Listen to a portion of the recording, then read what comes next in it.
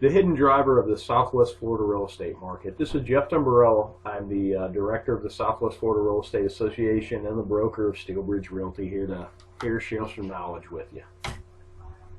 Understanding trends. Everybody talks about trends, but what exactly really is a trend? The verb version of a trend is to have a general tendency, set of events, conditions, or opinions.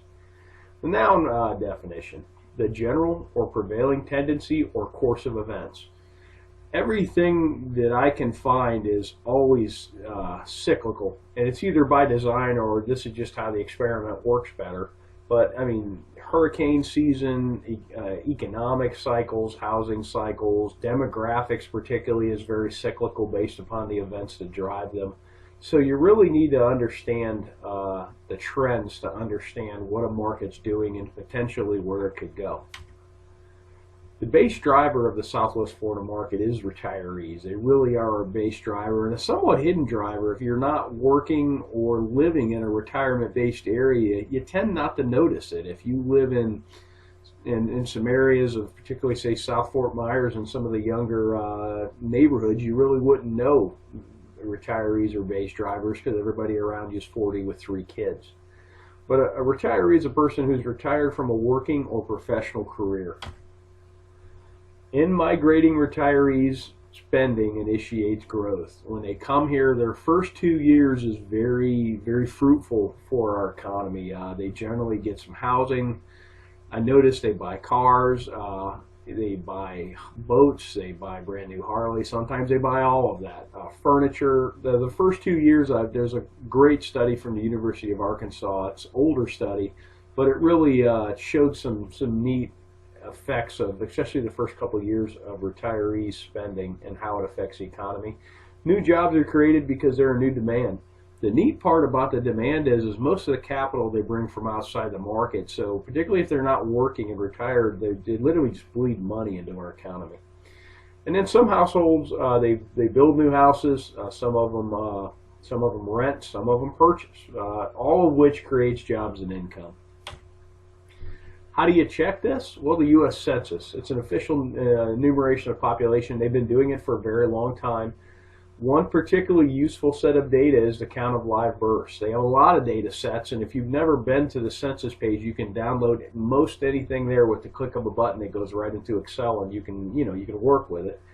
And this is how you can project and extrapolate current and previous retiree trends. How do we know this to be valid? Through analysis, it's been determined that 62 years of age appears to be the age to trend. I have trended ages 55 all the way to ages 70 against our sales counts. 62 is really the age to look at. The simple math always sheds the most illuminated path. Okay, our market crashed in 2005 to 2007.